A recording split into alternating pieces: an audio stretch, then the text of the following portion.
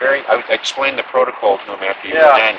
As when a Hawaiian enters something like a new ahupua'a, he or she always announces their presence, so the people living here aren't going to be offended. And if they're welcome, then see how Kavika welcomed these people in and described some of the landmarks or the sacred name places and stuff like that. And he just like welcome. And then so these people were welcome to come into the garden, and now they're no longer guests, they're part of the family. Definitely. The word Aina means land, sea, plants, everything. That's what Aina is. Aina is the backbone of the Hawaiian culture. So, yeah, my apologies for interrupting something, but I was Did you say Secretary of Interior? that's the Assistant Secretary of the Interior. U.S. Yeah. She's not going to napalm this place, is she? No, I don't think so. Oh, No, not after that tour. Oh, good.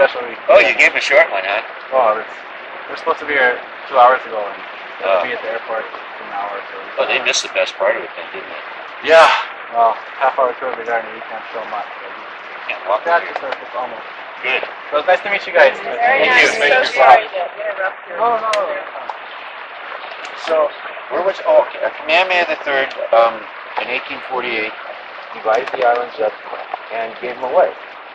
And Haiena happened to be gifted to a friend of his named Abner Haki, who just happens to be Princess Bernice Kauai Bishop's father. And of course, you know who Kauai Bishop is. She was one of the Russian bishops of state.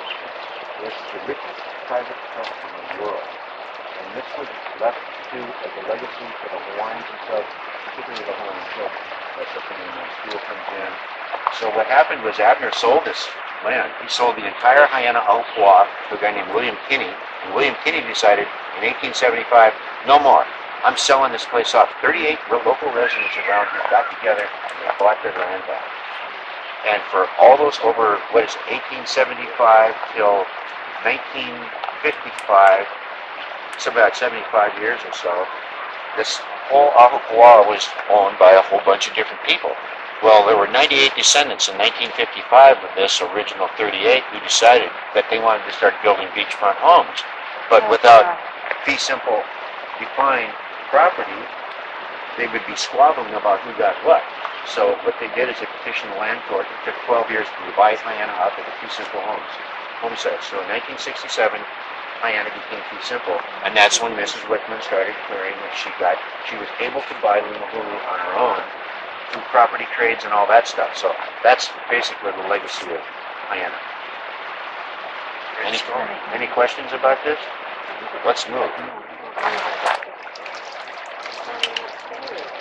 Sorry,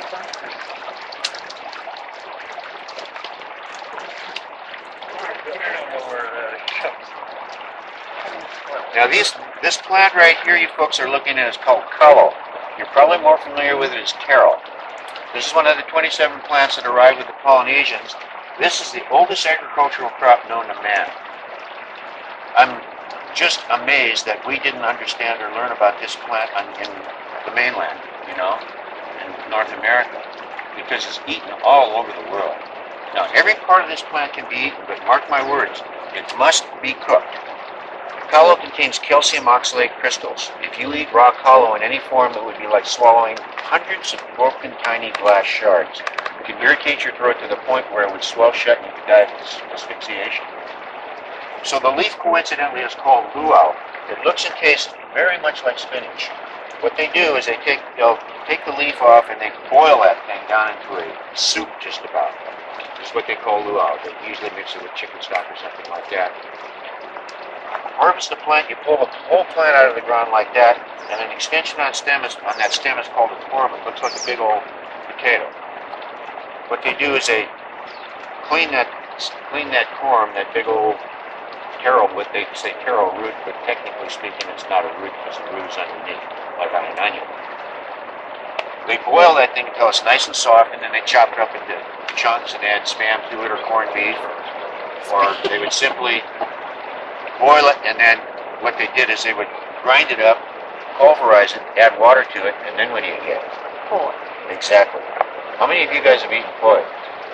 Nobody. I've tried. How would you describe poi to a friend who had never seen it, eaten it, or heard of it? pretty similar to mud. There he goes. Now, Right. a lesson in cultural courtesy, folks. Most people say Hawaiian wallpaper paste. Hawaiians cannot live without their fish and koi. And they're pretty sensitive when somebody says mud or Hawaiian wallpaper paste. So, just a lesson in cultural courtesy. This is the primary food of the Hawaiian culture. Fish and koi. Fish and koi. Now, this plant plays such a major role in Hawaiian culture. They treat this plant like a member of their family. In traditional Native Hawaiian families, the firstborn is a place of honor and respect in which all future siblings look to for protection, for guidance, for counseling, for things that the parents normally provide for the keiki, because in a gathering culture, the parents are on the fields, on the ocean, gathering food for the table. Who looks after the children? The keiki. The kupuna, the grandparents, or the firstborn, the eldest. So this goes back to an ancient Polynesian chant which describes creation. It describes Wakea, the god of the sky, and Papa'a, Earth Mother. In their union, they had 2 children. Unfortunately, the first was stillborn. So they buried this child in a grave outside their holly. Eventually, a kalo plant sprung from this child's grave. So the next child born to Wakea and Papa'a was named Haloa. Haloa was our first ancestor, and the Christian vernacular would have been Adam. Haloa looked to the kalo plant as his eldest brother, and in that very ancient tradition, to this same day, the Native Hawaiians treat this plant with the same dignity, honor, and respect. Sorry. Hold on. Go ahead.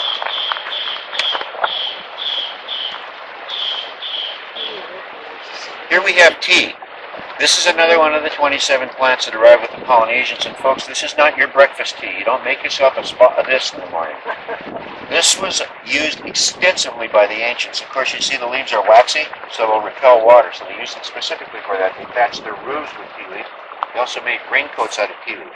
If you folks get a chance to visit the Bishop Museum in Honolulu, it is by far one of the best attractions you'll ever see here, aside from this garden. You'll see many of the artifacts I'll be describing today, including a raincoat. What they did is they take a web, maybe an old fishing net or something like that, and drape it over their body, and they literally roof themselves from the bottom up. And you may wonder, why do these folks have these raincoats? Well, you know it rains a lot, but that wasn't the problem. It's when you're gathering in the mountains, you get wet and you get stuck in the mountains overnight, it gets colder than our hills. We have a lot of hypothermia here when people get lost in the mountains. So it was incumbent on the gatherers to keep themselves dry so that they could stay healthy. They also made sandals out of tea leaf. You take a leaf like this, strip it down both sides, you take this barb right here, you take the 2 leaf sides and you twist them together like you're making a tea leaf leg. You make a circle big enough to go around your foot. You run that midrib right down the middle and you weave tea leaf back and forth through it. You have a pad thick enough to get attached to your foot. That way those folks could walk on the reef. They can walk on lava, not hot lava, but lava, without damaging their feet. You go barefoot in the Big Island, you'll find out how much slippers You go through, you chew them up. Yeah. So this plant, and somebody discovered when you squeeze the juice out of that root, it would ferment. Whoop-de-doo. Alright. Wasn't good enough. Somebody discovered how to distill this stuff, and this is where we ended up with the Kolihau, Hawaiian moonshine. Folks, Kolihau has the kick of a giant mule. Speaking from personal experience. When I came here in the late 60s, early 70s, some of my old Hawaiian friends decided they were going to teach Freddie how to be Hawaiian.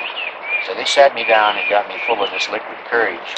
Eventually had me eating parts of fish I won't even discuss. But when I woke up the next morning, I prayed for death.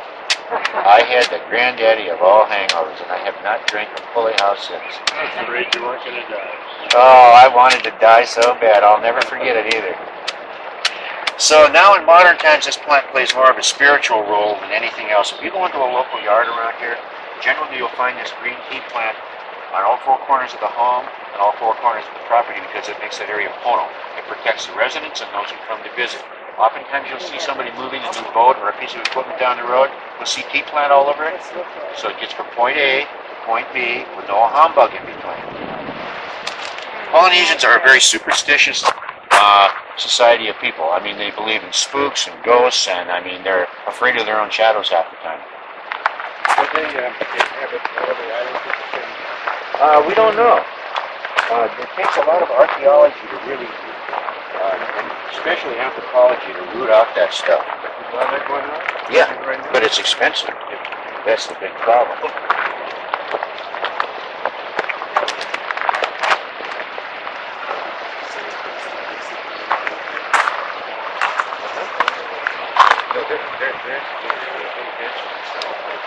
You guys get tired.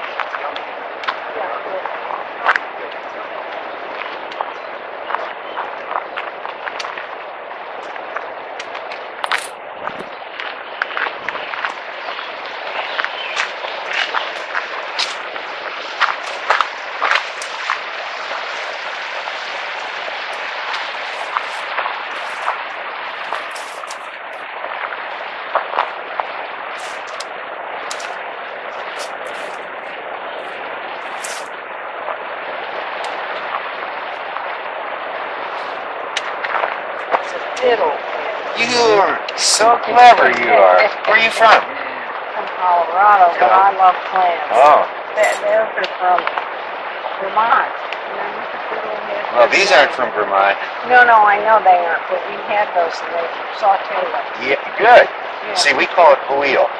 And this is But, actually the fiddlehead fern. This is actually a native Hawaiian plant. This particular species right here is a modern introduction, but I can't take you far enough up in the mountains where the native plant grows, but it looks exactly like this. Now this is one of the ancients' favorite foods. Huio was a prized food. It was so prized, there's a legend which speaks of 4 sisters who used to roam the Hawaiian Islands, eating their hosts out of house and home. They were called the Pili sisters. They had offended one of the major Hawaiian gods, consequently had been living under a very cruel curse. First of all, they had these ravenous, insatiable appetites. Everything they ate just went nowhere near satisfying the appetites, except when they ate huio and opai, freshwater shrimp out of the stream, with just a little pinch of that crunchy Hawaiian rock salt, they'd die for it. Secondly, they were nocturnal. If they were touched by the sun, they turned to stone, so consequently they're dependent on their hosts for their food. So a visit from the Pili was usually a sign of famine because they ate all the natural resources before they left. Last but not least, they were ugly. They were very tall and very thin, and in ancient times, thin wasn't it. They like them nice and big. So a visit from the Pili was generally not somebody who clothes with deep lovely or legendary secrets from the shore. Heard through the coconut wireless. Got 2 of the Pili who were coming to visit my aunt. Look out. They hadn't been gathering, didn't have much food in the stores and reserves. It was going to be a nightmare visit. So he and his sister Kilioi hatched a plan. And the Pili sisters paddled in just before daybreak. Lahaina Beach Park is down there. Manoa Stream. That's that stream we drove across.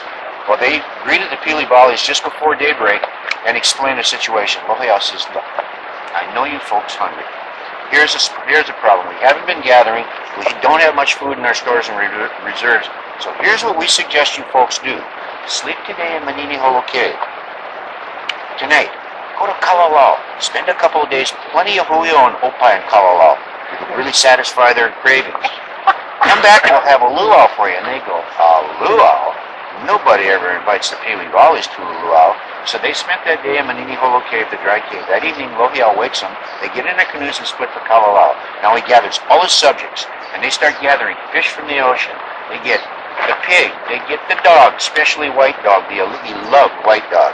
Oh. They started getting the chickens and stuff like that.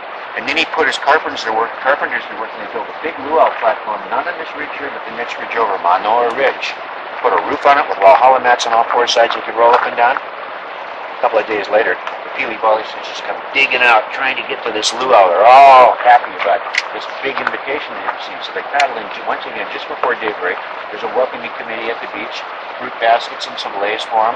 So they spent that day in Manini Holo Cave. That evening, Lohiau and Kilioi wake the Pili and they make their way up the valley, up on top of the ridge. They sat down on top of that luau platform, and they could see all of Hyanna. Have you folks seen Hyanna on a full moon?